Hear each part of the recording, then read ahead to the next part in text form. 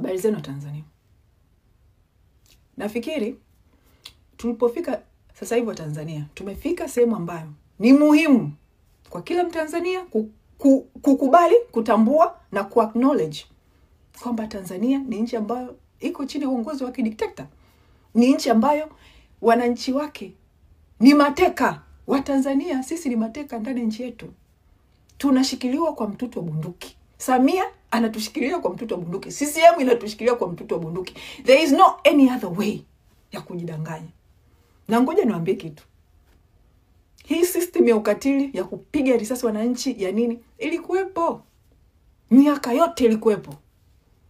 Ni vile wananchi mlikuwa mjawahi kwa challenge kwa maandamano.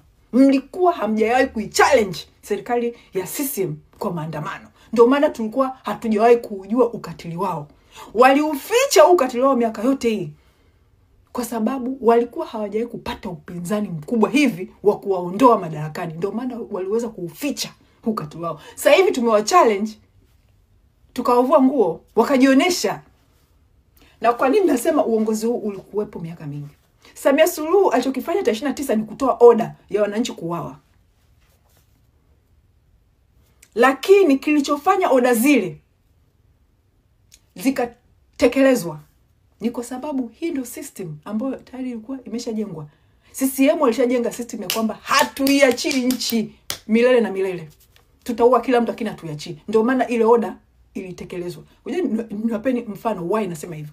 Hapa Marekani sasa hivi Donald Trump akitoa oda sasa hivi kwa polisi wa Marekani kwamba watu wanaandamana na Marekani kila siku ni maandamano. Donald Trump akitoa oda kwa polisi wa Marekani, kapigeni risasi wale. I say, hakuna polisi atafanya.